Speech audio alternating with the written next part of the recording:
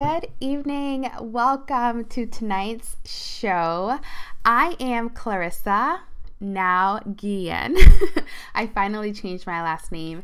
And this is She Rocks at College Live, a live show that happens every Thursday at 6 p.m. Eastern Standard Time. And the premise of this show, I created it to really allow college women of all shapes, sizes, backgrounds to get together over chat, to get to know each other, to share their experiences, and also be exposed to different ways of thought, to different modalities of learning how to learn. We talk about a lot of the things that don't get talked about on college campuses, such as mindset, the emotional, energetic, and all those different areas of college that the admissions office seems to forget in their process of recruiting us. And tonight I want to talk about how to really finish the semester strong. And this is the second solo live show that I've done since we started the show back in, I think it was September that we started the show. We've only had one other episode where it's just been me.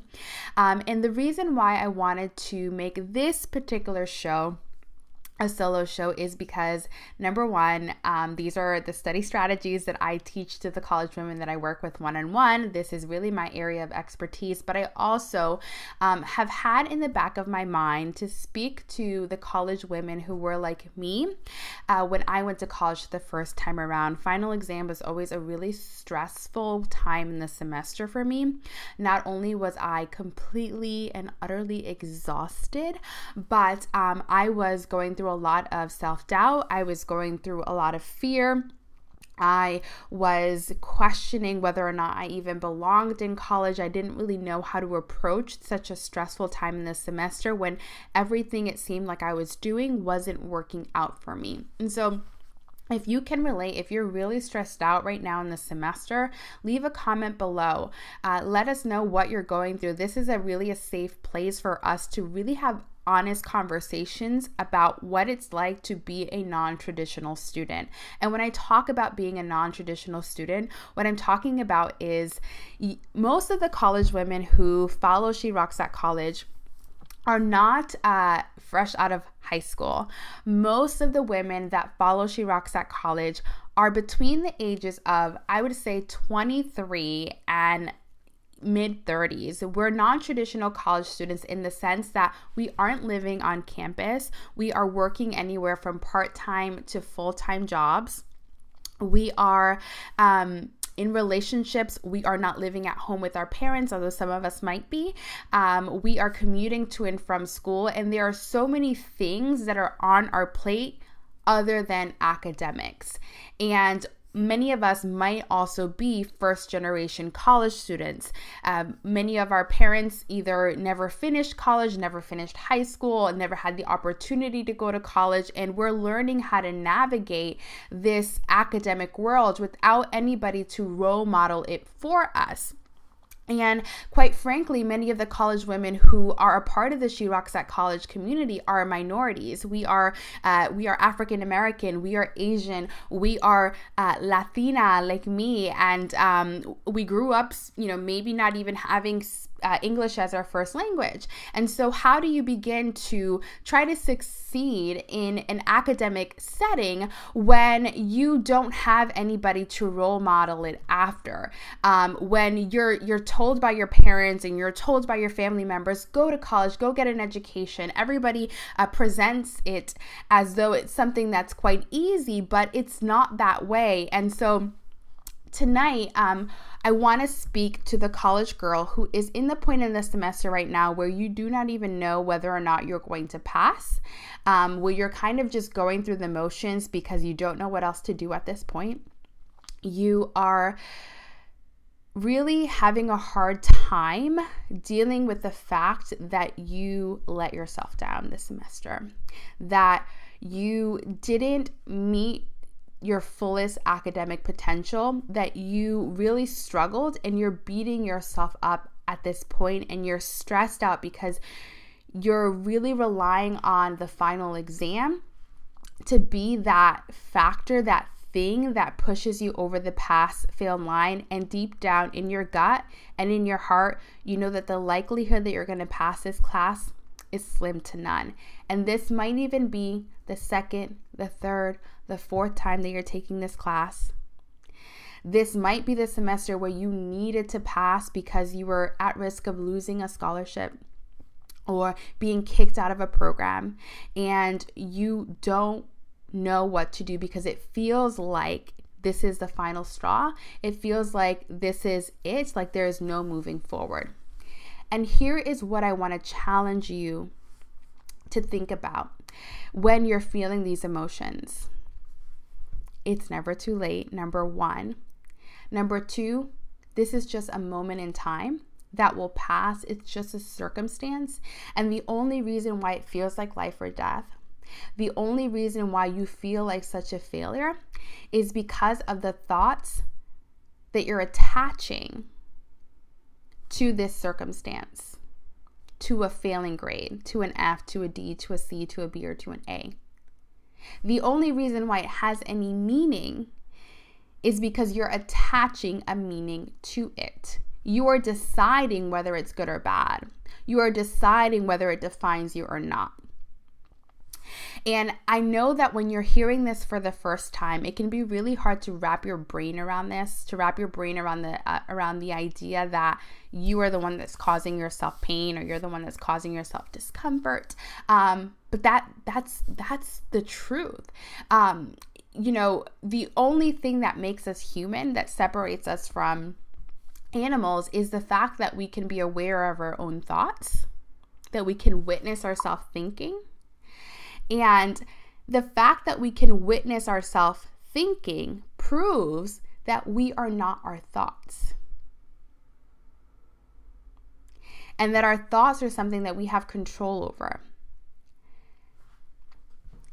This is a gift. The failure that you're experiencing right now is a gift. And I want you to see it that way. Failure does not mean anything. It's just feedback. It's just information. It's just exactly that. It's information that you can use to do better the next time around. But if you do not learn how to detach failure or a grade from your identity, you're never going to be able to see it as that, and you're never going to be able to start over the next semester. Because you're always going to think about, I am a failure. And when you think I am a failure, you act like someone who is a failure, which means that you don't show up in the semester the way that you should show up.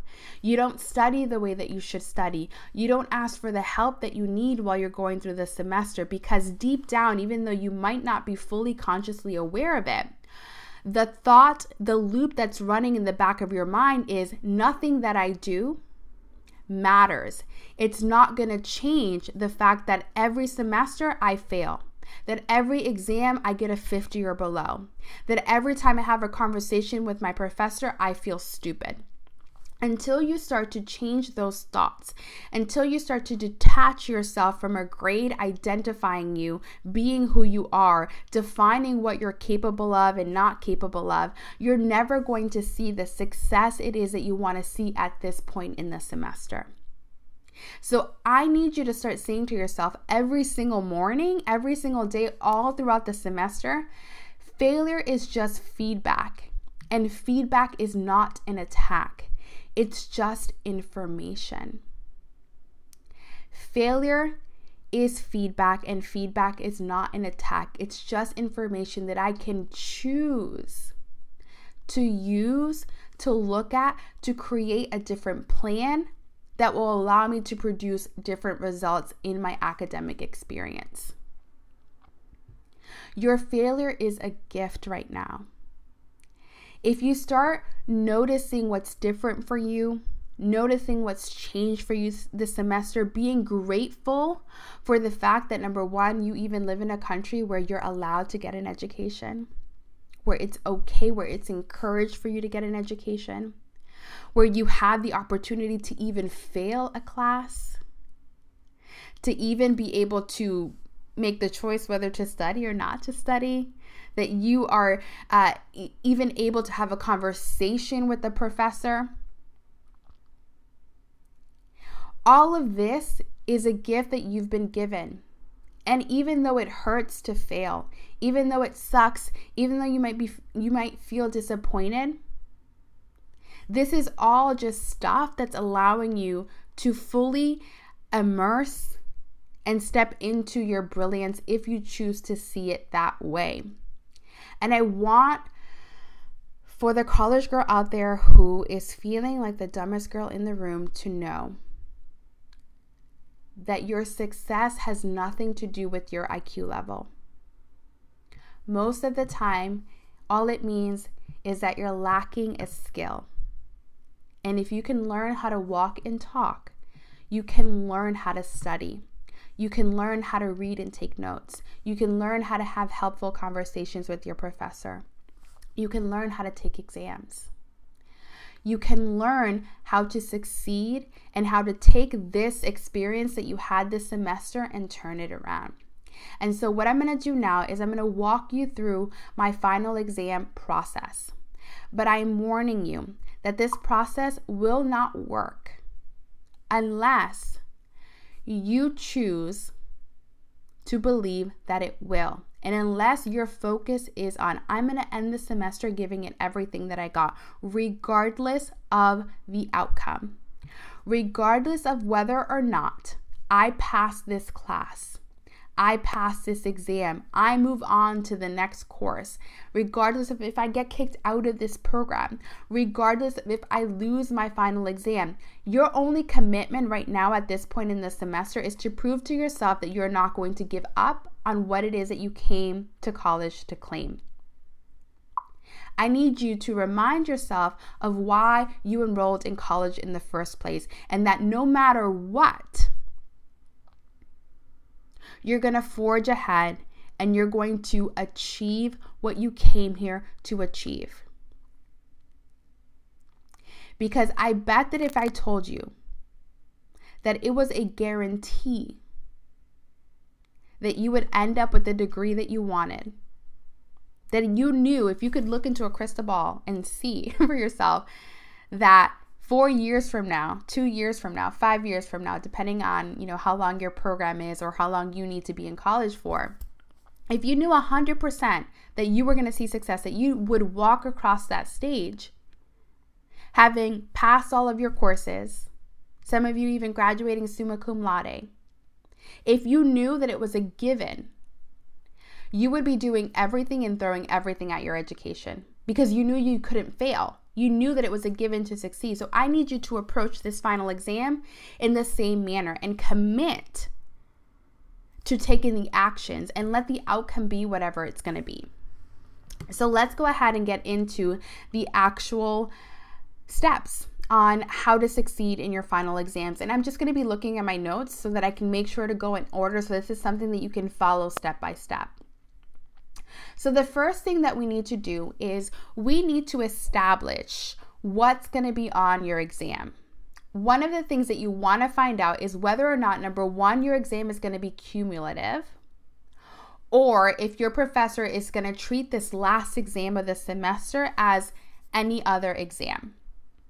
The reason why you want to find that information out is because when you know what's going to be on the final exam, and you know what percentage of information is going to show up on the exam, you can better plan out your actual study plan and study schedule the weeks leading up to your final exam. So besides finding out what's going to be on your exam, you should also probably find out what the format is. And typically your exams will follow the same format that they've followed the entire semester. So if you've had multiple choice exams up until this point, you will also have a multiple choice exam for your final. You want to have a conversation with your professor about whether or not he is going to put an emphasis on newer information, meaning the information that you've learned, the last 3 to 4 weeks of this semester, or if the final exam, which is cumulative, is going to cover evenly everything that you've learned up until this point in the semester. In my experience, typically they put a lot more emphasis on the later stuff, so the stuff that you've been learning in the past 2 to 3 weeks in your semester, than they do in the older stuff. Sometimes it's a 70-30 split, but this is a conversation that you need to have with your professor and find out, hey, I am starting to study for this final exam. I'm creating my study plans. I'm going over all of my notes. And I just want to make sure that I'm putting an emphasis on the correct information. By any chance, Professor McGonagall, do you know whether or not your exam is going to be heavily focused on the newer stuff that we've been covering over the past 2 weeks? Or is it going to be split evenly over everything we've learned in this semester? Why is this important? Because based on their response, you are going to split up your study time. So if they are saying that 70% of your final exam questions are going to come from the last 2 weeks of content, then you know that 70% of your study time should be on the last 2 weeks of content. And 30% of your study time will be spent on the older stuff. That's the reason why this part of planning for your final exam is super important. Once you know what's going to be on your exam, once you know the format, once you know the breakdown of the questions, the next thing that you really need to decide is, how are you going to study? You should base your studying on how you will be asked to apply the information. What I mean by that is, for example, let's say that your history final is going to be 5 short essays or short questions covering the several wars you discussed throughout the semester. Well, with short essay type of exams, you're not going to be required to remember minuscule details.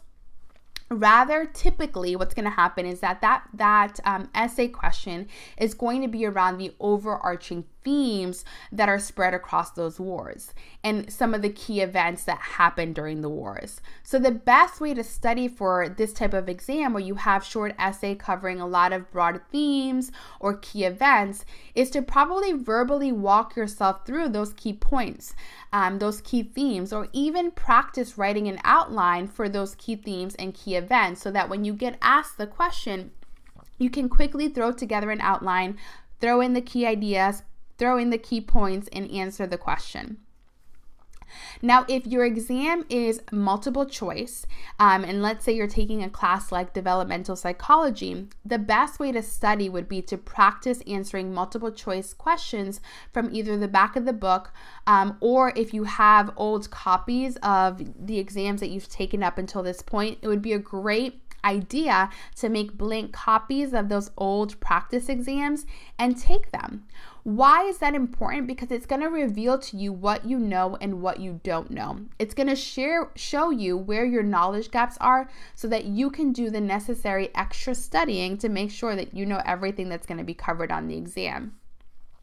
Another thing that you can do when you have a fact-based exam, meaning exams that are straightforward answers, there's only one right answer, you could get together with study groups and take turns asking yourself questions on the content. Flashcards are a great idea, but you really need to narrow in on what your study process is going to be for this exam. And when I say that, I'm asking you to, instead of just putting in your planner, study for physics final exam, make it actionable. What are you going to do to study for that physics final exam? An example would be, on Monday at 8 a.m., I am going to take practice exam number 1 without my notes in front of me to see what I remember from exam 1. Another example might be, I am going to test myself on the short essay questions for my history exam by writing out an outline on the main similarities and differences between World War I and World War II. And I'm going to do that on Tuesday at 12 p.m. When you get specific and you write your to-do list in action steps, and you write your study schedule in action steps, what that does is it removes the guesswork, and it removes your tendency to procrastinate. Because one of the reasons why we procrastinate is because either number one, you're afraid that no matter what you do, you're going to fail anyway. So you prevent yourself from experiencing that failure. That's one of the reasons why we procrastinate. And I have a whole video on procrastination and perfectionism on this YouTube channel. So if you are ever interested in that, or if you struggle with that, I highly suggest that you watch that video. The second reason why we procrastinate with studying is because we just don't know what to do. Like, we don't know what to focus on. We don't know what's actually going to get us the results. So if you, in your to-do list, in your planner, when you're creating your study plan, can create a plan that is very detailed like that, then all you have to do is show up and actually do the work. And if you question, well, what do I do to study? I have so many videos on this channel all about how to create a study plan. And I also highly suggest that you consider signing up for study school when we relaunch it in January. We have a wait list currently. You'll be the first one to be notified. And study school is a program that we have as part of She Rocks at College that literally walks you through how to create your own signature study plan so that you can increase your GPA and your grades by at least 10 points. So after you've figured out how you're going to study for your exam, the next thing that we need to really hone in on is figuring out where your weak areas are. Because especially if your final exam is cumulative, if you did really bad on exam 1 and exam 2, guess what's going to happen on a cumulative final exam? That information is going to make its way around. And if you never took the opportunity throughout the semester to fill in the knowledge gaps, to go back and learn the stuff that you got wrong on the exam, you're going to get it wrong on the final, which means that your final exam grade is going to tank. And I'm going to say this once, twice, 3 times. I'm going to say it as many times as it takes for it to sink in. Final exam study week is not the time to try to learn a semester's worth of information. If you've been studying correctly up until this point, it really should just be a review of everything you've learned up until this point, with the exception of information that was covered in the past 2 to 3 weeks, because obviously it's new information. Please do not try to cram a whole semester's worth of material into an all-nighter. It will not work. You will end up failing. You will not get the grade it is that you want, and you will beat yourself up over it. So I want to talk to 2 different types of students tonight. Here's what I want to say. For number 1, for the student who's done really well this semester, chances are that if you missed a majority of questions on a particular subject, that you're going to see those questions again on the cumulative final exam. So in order to make sure that you don't get those questions surrounding that topic wrong again, you need to fill in your knowledge gaps. And the way I like to figure out my weak topics is I gather all the exams for the class, or all of my grades if I don't have access to my exams, and I organize them from lowest grade to highest grade. And I do this for every single one of my individual classes. Then what I do is I go through each exam and I try to remember which chapters, topics, or subjects were covered in that exam. And if I have access to the exam itself, whether I have access to it in my my own space, or whether I go to the professor and ask them to see it, I make note and identify the questions that I got wrong on that topic. Because these topics are going to be where I focus most of my study time during my final exam study period. You want to spend the most amount of time on either the stuff that you didn't know or the material which is going to be the biggest section of your final exam. So if your final exam isn't going to be cumulative, you don't even need to worry about stuff you learned 3 months ago. Just focus on the stuff that you learned in the past 2 to 3 weeks. Another example is if your exam is going to be 70% new material, and only 30% old material, then you want to spend most of your time studying the new material. Why? Because it makes sense. You want to study the information that is going to be heavily focused on your final exam. Or if your final exam is cumulative and all the information is going to be evenly divided, you want to spend your study time reviewing, testing yourself, going over material that you got wrong the first time you got tested on it, because it's going to show up again in the final. And if you never fixed your mistakes, if you never looked over to see what you still didn't know, what you still needed to learn, you're going to get those questions wrong again, and your likelihood of passing the final is not going to be very high. Now, I'm going to talk to the second group of students, which is the students who are borderline passing. So if you haven't been doing well up until this point in the semester, it's actually wiser for you to try to focus on really mastering the newer content covered in the past 2 to 3 weeks of the semester. The reason why is because, like I said, most of the time, final exams are going to put a heavier focus on new information than they will old. So it just gives you a higher chance of doing well on the final exam. So after you've figured out what your final exam is going to cover, the percentage of new versus old information, you've decided how you're actually going to study for the final exam, you've identified your weak areas and your strong areas, the next and final thing that you have to do is just plug it into your study plan. So I suggest that you start studying for your final exams at least 3 to 7 days before your final exam. I say minimum 3 days, and then maximum could be a month out, but typically most students only have about a week beforehand to start studying, which is why I say 3 to 7 days. So what I want you to do is I want you to mark the date of all your final exams on your calendar. So just get like a calendar like the one that you see behind me on a piece of paper and put in all of your final exams on that calendar.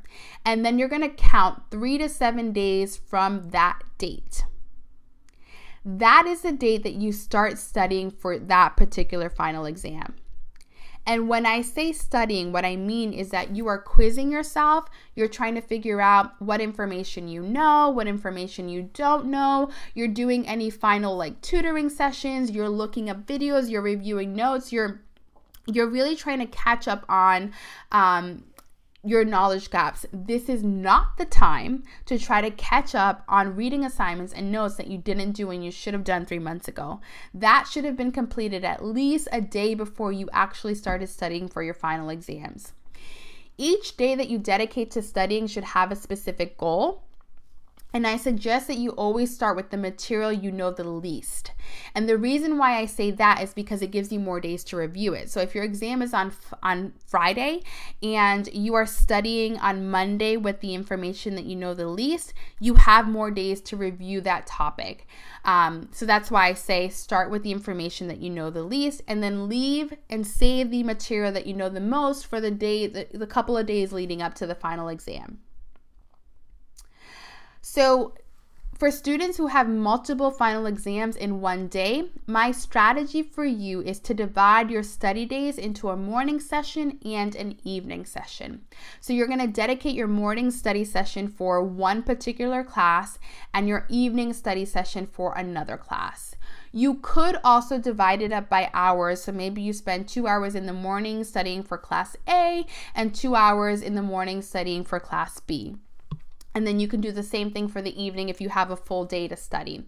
You can also split it up by day. You can study for one class on Monday, another class on Tuesday, that same other class on on Wednesday, and you can split it up that way. And that's it. That is a really simple way to conquer your final exams. Now, again, this final exam plan will only work if you've been doing the work up until this point. This is not the time and place to try to pull a Hail Mary. It's not going to work. you might scrape by with a D. But if this is part 1 of a 2-class series, what's going to happen is when you go to take the second part of the class, you're not going to have a good enough foundation to be able to succeed in part 2. And usually what will happen, especially if, let's say you're taking a chemistry 1 course and like you pass this semester with like a CD, when you go to take chemistry 2, you are going to struggle so hard because you didn't learn the foundation of chemistry 1 well enough to be able to succeed in chemistry 2, where they're building on that material. So it never works out in your favor to cram and to not be studying and truly learning the information all along. If you struggle with knowing how to do that, how to learn, how to study, that's exactly what She Rocks at College is for. That's exactly why we have this weekly live show to talk about these things, to talk about not just the study skills that you need to succeed academically, but managing your mindset, learning about the productivity skills that really help you to get things done and to keep the needle moving forward. So I'm going to take a look at the comments now at this point to see if anyone has any questions. And if they do, I'll answer them at this point.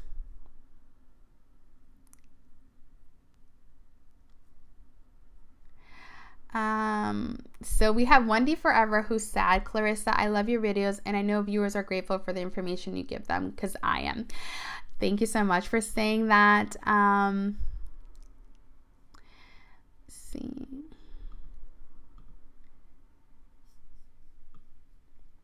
So this is really hard to read, but I'm going to try to read it. Put it over here somewhere in the white.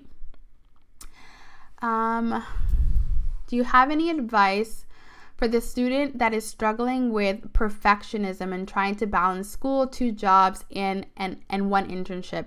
I'm in design related field major. Yes, I have a whole video. It's like incredible. I talk about perfectionism. I talk about how students who struggle with perfectionism hold themselves back. And in that video, I also walk you through how to start moving through perfectionism and getting yourself into a place where you're thinking done is better than perfect, and you're actually getting out of your own way to see the kind of success it is that you want. So I highly suggest that you look on my YouTube channel because the video is titled, I believe, How to Deal with Perfectionism and the Anxiety It Causes as a Student. Let's see what other questions we have. I think that was it. I think that's it.